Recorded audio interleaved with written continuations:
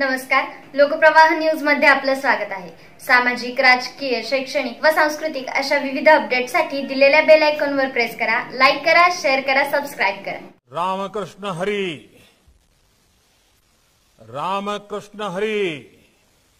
मला अतिशय आनंद होतो आहे की संत ज्ञानोबा माऊली आणि संत तुकोबारांच्या पालखी मार्गाचे आज उद्घाटन होत आहे। वारकऱ्यांना अधिक सुविधा तर मिळणारच आहेत, पण आपण जसे म्हणतो की रस्ते ही विकासाचे द्वार असते, तसे पंढरीकडे जाणारे हे मार्ग भागवत धर्माची पताका आणखी उंच फडविणारे महामार्ग ठरतील। पवित्र मार्गाकडे नेणारे ते महाद्वार ठरेल। मी सर्व वारकऱ्यांच्या नमन करतो, त्यांना कोटी कोटी अभिवादन करतो।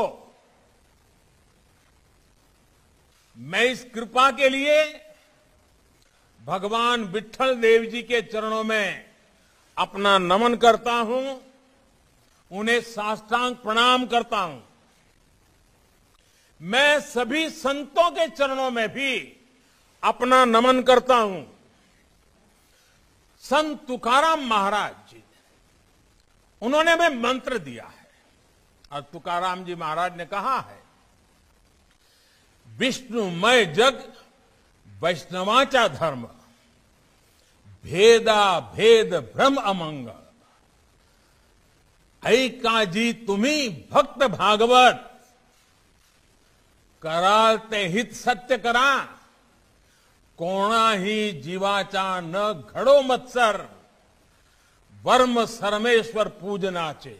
संत ज्ञानेश्वर जी महाराज ने कहा है, दुरिताचे तिमीर जावो, दुरिताचे तिमीर जावो, विश्व सधर्म सूर्य पाहो, जो जे वांछिल तो ते लाहो प्राणी जात।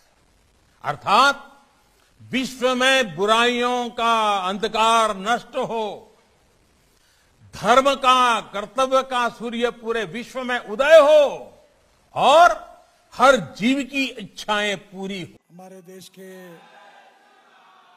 प्रधानमंत्री आदरणीय नरेंद्र भाई मोदी, हमारे महाराष्ट्र के आदरणीय राज्यपाल भगत सिंह कोश्यारी जी, हमारे मुख्यमंत्री आदरणीय उद्धव ठाकरे जी, हमारे विभाग के राज्य मंत्री आदरणीय डॉक्टर वीके सिंह जी,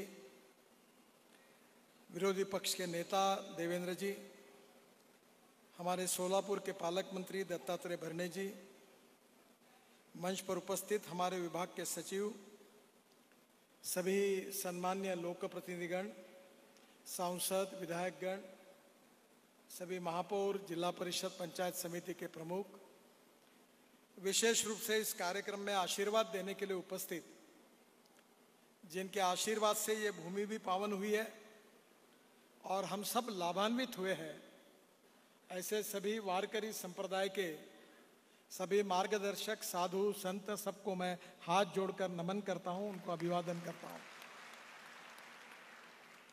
हमारा पंढरपुर ये संतों की भूमि है। केवल पंढरपुर नहीं तो महाराष्ट्र ये एक साधु संतों की भूमि है और हमारे साहित्य, संस्कृति, कला, महाराष्ट्र में हमारे संतों का बहुत बड़ा योगदान है। और इस संतों के लिए एक महत्वपूर्ण बात अगर कोई है तो पंढरपुर ये विशेष प्रेरणा का स्थान है। और मुझे बहुत खुशी हुई है कि आज पंढरपुर में 4 बार यात्रा होती है। आषाढ़ की यात्रा में लाखों लोग आते हैं और मैं बहुत भाग्यवान हूँ कि ये जो पालखी मार्ग है, जहाँ से पैदल, पैर में जूते भी नहीं होते, ऐसे हमारे वारकरी बंधु और बहनें सब बेचारे पैदल यहाँ आते हैं। उनकी सेवा में मुझे हमारे विभाग की ओर से ये पालखी मार्ग निर्माण करने का एक अवसर मिला है, ये मेरा परम भाग्य है। मुझे याद है कि जब हमारी सरकार आई तो प्रधानमंत्री जी ने हमारी सभी विभागों का एक बार रिव्यू किया था और उसमें उन्होंने विशेष रूप से ये सूचना की थी कि हमारे देश में जहां लाखों करोड़ों लोग विशेष रूप से हमारे यहाँ हमारे तीर्थाटन के लिए जाते हैं, वहाँ एक प्रकार से वो तीर्थ क्षेत्र हमारी संस्कृति और इतिहास की विरासत है। एक प्रकार से श्रद्धा से जाते हैं। वहाँ जाने वाले रोड अच्छे होने चाहिए, वहाँ साफ सफाई की व्यवस्था होनी चाहिए, वहाँ के विशेष रूप से टॉयलेट अच्छे होने चाहिए। इस बात के लिए उन्होंने विशेष रूप से आग्रह रखा और उन्हीं के मार्गदर्शन में इस सांस्कृतिक विरासत को मजबूत करने के लिए हमने भारतमाला परियोजना में माँ वैष्णो देवी, हमारा स्वर्ण मंदिर जो अमृतसर में है, कुरुक्षेत्र, ऋषिकेश, हरिद्वार से लेकर हमारी 4 धाम के पूरे जो तीर्थाटन के प्रमुख स्थल हैं, बोध गया, जहाँ बुद्ध सर्किट के रूप में, पुष्कर, भुवनेश्वर, पुरी, श्रीगिरी, मदुरई, सब जगह पर हमने इसी प्रकार से योजना बनाई और करीब 50 धार्मिक स्थल जो थे वो भारतमाला परियोजना में समाविष्ट किए थे। ये जो 4 धाम बद्रीनाथ, केदारनाथ, गंगोत्री, यमुनोत्री की जो यात्रा होती है, हम करीब हमारे प्रधानमंत्री जी के मार्गदर्शन में करीब 12,070 करोड़ रुपए खर्चा करके हम करीब 673 किलोमीटर ये काम ऑलरेडी पूरे हुए आए हैं और बाकी जो है टोटल 827 किलोमीटर वो भी काम सुप्रीम कोर्ट की अनुमति मिलने के बाद तुरंत शुरू होंगे और आप सब लोग साल भर कभी भी बद्रीनाथ, केदारनाथ और गंगोत्री और यमुनोत्री जा सकेंगे, ऐसी व्यवस्था हुई है। ये 4 धाम के साथ साथ अयोध्या हमारा श्रद्धा स्थान है। राम गमन मार्ग जो है करीब 250 किलोमीटर का, अयोध्या से चित्रकूट, फैजाबाद, सुल्तानपुर, प्रतापगढ़, मोहनगंज, मुरादगंज, राजापुर और चित्रकूट, ये भी हमने लगभग इसका भी काम शुरू किया है। इसके साथ राम जानकी मार्ग जो है वो उत्तर प्रदेश में अयोध्या से नेपाल में जो जनकपुर है, जहाँ माँ सीता का जन्म हुआ था, वहाँ तक का मार्ग भी हम बना रहे हैं और करीब 2000 करोड़ रुपए खर्चा करके वो भी काम कर रहे हैं। जो बुद्धिस्ट सर्किट है भगवान गौतम बुद्ध का, विशेष रूप से पूरे दुनिया से यहाँ लोग आते हैं। बिहार में बोध गया, वैशाली, राजगीर, वाराणसी, मथिल, सारनाथ, आनी, उत्तर प्रदेश में शरावस्ती, कुशीनगर, यहाँ करीब 1000 किलोमीटर का हमने बुद्ध सर्किट बनाया है जो नेपाल, बिहार और वाराणसी को जोड़ता है, जिसके ऊपर करीब 20,000 करोड़ रुपए खर्चा किए हैं। मुझे विश्वास है कि हम मानस सरोवर का भी मार्ग बनाने के लिए कोशिश कर रहे हैं। टनकपुर से पिथौरागढ़ ये 125 किलोमीटर की लेंथ हमने लगभग पूरी की है। हमारे राज्य मंत्री अभी वहाँ तक जाकर आए हैं और नेपाल से लेकर चाइना की सीमा तक, मानस सरोवर तक हिंदुस्तान से हम जल्दी ही जा सकेंगे, ऐसे मार्ग भी बनाने का काम जोरों में शुरू है। आज मुझे खुशी है कि हमारे महाराष्ट्र में विशेष रूप से हमारे जो माहूर का रेणुका मंदिर हो, तुळजापुर की हमारी देवी माता हो तुळजा भवानी, कोल्हापुर की अंबा देवी हो, संत एकनाथ महाराज का पैठण हो, गजानन महाराज का शेगाव हो, साईं बाबा का शिरडी हो, अनेक प्रकार के जो भक्ति मार्ग थे वो सब मार्ग हमने पूरे करने का प्रयास किया है।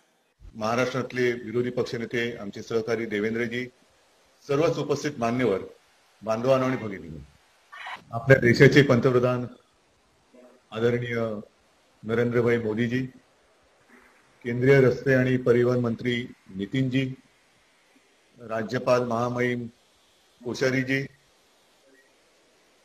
सर्वच व्यासपीठावरील उपस्थित मान्यवर, वारकरी संप्रदायातील साधू संत, बांधवांनो भगिनींनो, देवेंद्रजी सॉरी तुमचं नाव घ्यायचं राहिलं, महाराष्ट्रातले विरोधी पक्षनेते आमचे सहकारी देवेंद्रजी, सर्वच उपस्थित मान्यवर, बांधवांनो आणि भगिनींनो,